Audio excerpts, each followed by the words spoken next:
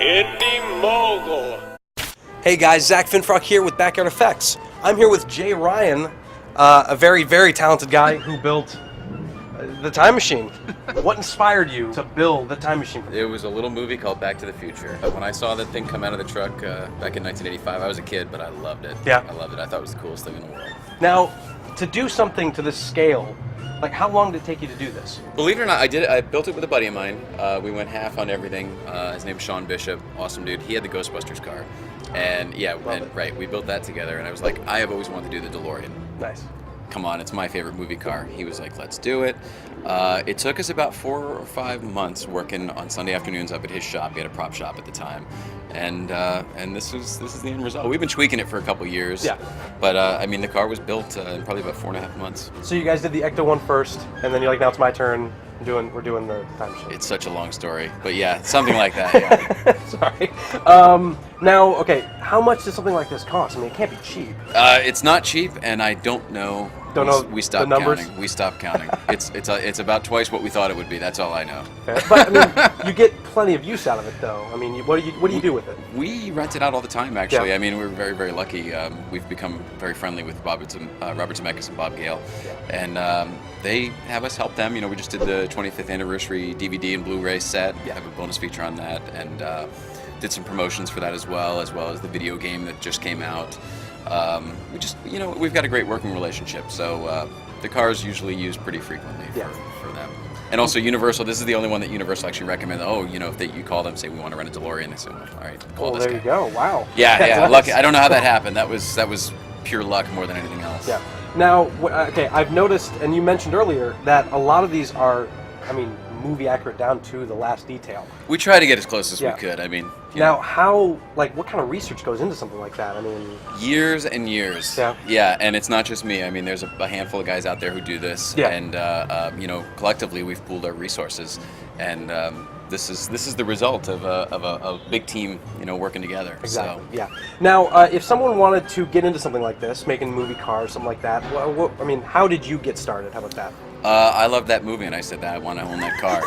And I've always been handy and crafty, and I understand how things work. So this was the first prop I ever built, though. I've done a bunch, really? But this was the first thing I ever did. This is the first one you've ever built? Way to jump in. Exactly. Yeah. Big one. Big one. Now, okay, have you driven it to 88 miles an hour? Well, that's a tricky one. Yeah. Yes, I probably have. I think so. DeLorean speedometers, like all cars in the United States back in the 80s, only went up to 85. Oh, okay. It was a Jimmy Carter thing way back when he figured if they only go up to 85, people won't drive faster. Well, that was obviously ridiculous. Yeah. But for the movie, they actually built a 95 mile an hour speedometer that you see, for all the insert shots. The actual cars they built, everything only was goes stock. to 88. Oh, 85, yeah. Yeah, so the answer is yes, I probably have, because you have to. You really have to. Yeah. But yeah, other than that, I now, can't verify it. On a side note, and certainly that was on a closed track, by the way. Of course. Yeah. I want to make that clear. Professionally driven, closed track, no Helmet, illegal the whole stuff. thing. No illegal stuff going on here. You have to have any special permits to drive this on the street or No, anything like that? it's street legal, believe it or not. Really? I mean, it's insured and it's registered. Yeah, it's street legal. I mean, everything that's on here is affixed very well, so nothing's going to come off. Have you ever been pulled over before or something like that when someone's like, hey, is this... All the time. Really? All the time. Almost any time I take it out, I get pulled over. Wow. They just want to check it out. Oh, of course. I've gotten one ticket in my life, and that was for not having the license plate on. Oh, so really? the out-of-time one.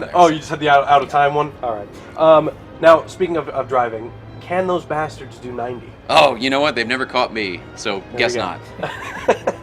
Now, you've seen the actual hoverboard props. Bob used. Gale's personal collection. Now, he opened up to us. Compared to my prop, how similar or how different are they? Well, surprisingly, one of the things I think you probably thought was a negative is a positive. It's built out of foam. Almost all of them were built out of foam. I think they're just very lightweight. Yeah. They were hanging these guys from wires, so they wanted something that weighed almost nothing.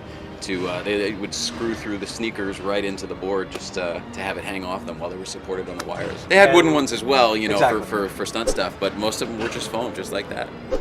Now, as for the small parts on this car, is there anything unique or anything special that you found or that actually works that you didn't expect to? Well, everything. I mean, this thing is. There's so many parts on it, obviously.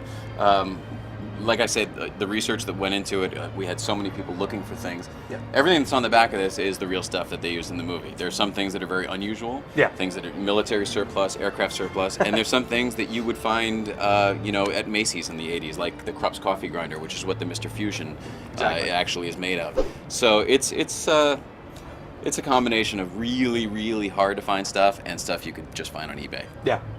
Now, do you have any promotions you're willing to plug? Anything you're doing in the future? You know what? There's so many things going on, but we do a lot of stuff with Team Fox. That's Michael J. Fox's Parkinson Research Foundation. So they're one of the best, and we do stuff all the time. Just check the website and keep tabs on us. Sounds good. We have a lot of fun. Well, hey, thank you Zach, very thanks much. so much for having me. I really appreciate it. And thank you for letting us use this for the Backyard Effects episode. It's my pleasure. Hey, your board looks pretty good, by the way. Well, thank you. I appreciate it. I don't know if we revealed how much the budget was, but it's pretty awesome. Oh, it was $20.